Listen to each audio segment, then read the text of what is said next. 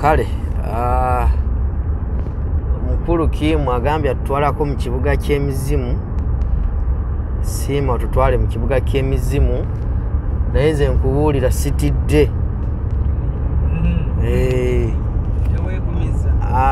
sitidde sisobola kutya tuli eno mu ddungu tuvuga ddungu Uncle Michael ali mu kintu ojja kanteera ku kooti yaawo twogere mpola mpola abeere ku kooti okwo ate nga gwe ali ku nkata ate nga nze njiriko aya basi kaakati omukulu atutwala ekibuga bakira kya kimutwalako Almadam kibuga bangambye kiriko emizimu mingi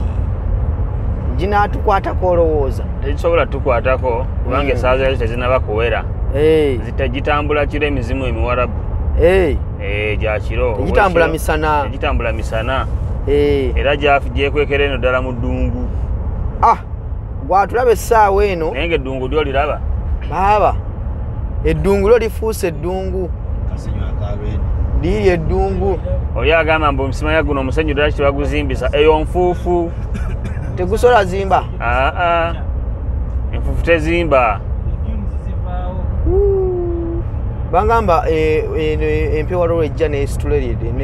eddungu nesitula nejula wano mukuba wonawona waba wajjudde bujjuzi wonna musenyu mwereere ogubadde eri kusala ne gudda eri so kati tukyali mu kulambula UAE kati wano tugende nawe tugenda ku booda ya Oman engesara kuki ku Sharjah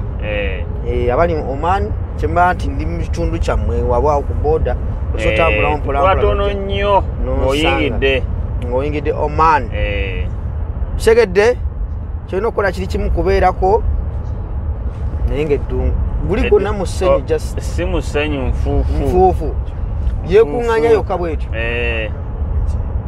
yeekuŋŋaanya yokka wano laba abagenda mu desert we bakuŋŋaanirako awo bakuŋŋaanirako bagenda ovugira mu desert ne banyumirwa obulamu kwegamba eno ensi Katonda yagikola n'omutima gumu lwakuba abantu bafuna emitima emibi naddala bano bannansi abamu balina emitima emibi batuyisanga baddu naye lazima tujja gibeeramu lwampaka mu Calnet Global Services be batutaddemu akasimbi tukola ebintu ebyenjawulo bagamba olina okubeera unique bantu bannyo baleeta abantu eno okukola naye mu Calnet yateyo eri unique bagamba ekuwa service gy'obadde tosuubira kuba nti ojja kufuna ewantu walala wonna service gye tukuwa bw'obanga ozze kuba cleaner bw'obanga ozze kuba waitress bw'obanga ozze kuba security guard tusooka kutendeka tumala okutendeka netumanya nti kati gw'oli ready ogenda okubeera nga interview eyo gikola CV tugikolera tolinnya metro nti ogenze kunoonya mirimu ogukusanga wenyini wootudde ntugamba gyawo ogenda okola interview noyita n'ogenda ng'oyitidde mu Calnet Global Services tojja kutambula musana kwokya nti ate nzije omusana mungi sigenda kujja Dubai gwe jangu fe tugenda kuwa akantu akali extraordinary kyekitufuula ab'enjawulo ku balala mu Calnet bwetyo bwekola my company ezimu ziyimba abaana ne bajja naye nga okusula tewali amuvuza amulese muno mu bawala n'essimu agimuwambyeko passport agimuwambyeko abaana mubaleka passport zaabwe babeera nazo passport kyekintu era abeera nakyo kubanga kyekitambuliso kye omuntu abeera ne right okubeera ne passport ye era ne gye tubagaba yonna tubagamba omwana ono asigaze passport eyo kubanga agyetaaga nga ye omuntu era ne batugamba oke netulina kyakola mukawo ne tubamanyi mukola bundi emirimu gyammwe era abantu bamutwe babeera bantu balungi embeera bwetyo tubeera ekintu kigusa esebo omuntu yandiega musomera akanamba akayinza okufunirako kuba kati ono gwenitudde naye ye senkulu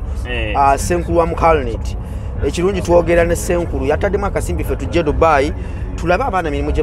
bakolera okumanya nti kampani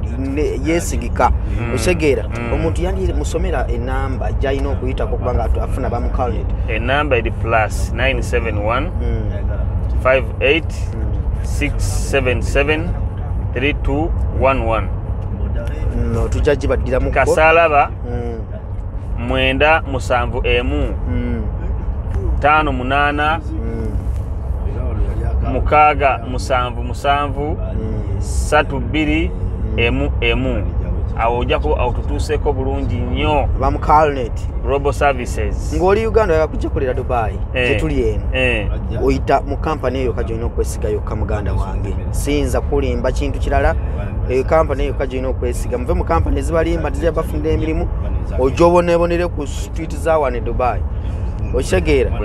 mu Carnet Global Services be bataddemu akasimu agamba nti Devotional and Cruise mujje Dubai katuli mu kulambula abantu basi tuli mu tulambula abana gye bakolera tulambula tugenda onakolera wano mbona nga bali bulungi kitegeera so muganda wange kampani okajina okwesiga so kati tuli mu kutambula mpola tugenda ku boda ya Oman nje tulage essaawa eno tuyita muntu tuyise eri wali eddungu emabega tuvugidde akaseera kawererako ddala tuvugidde akabanga akawera okitegeera so byebyo muganda wange embeera bweti bweri so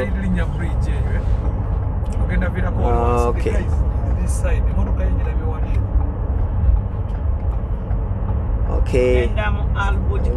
kitegedde so kati embeera bwetyo bweri tujja kubanga buli kimu tukikwasaganya bulungi nnyo ddala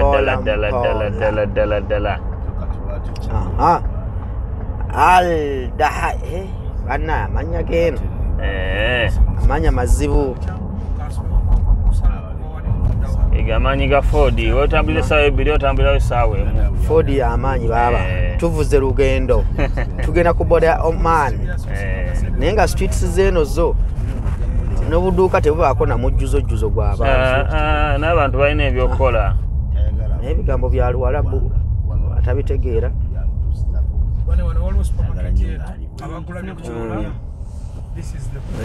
okay tuli wano mwana asese budde akatogo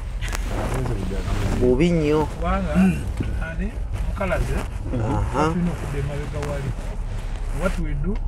akatogo bakasese budde ebyo eri mu butaka mu kitaka eri mu kitaka sigenda tugenda kutambulawo nga bwetutambula bwe tulambula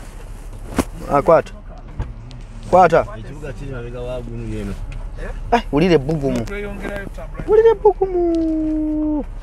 oliwulidde naye terina bbugumu nno eyo mpewo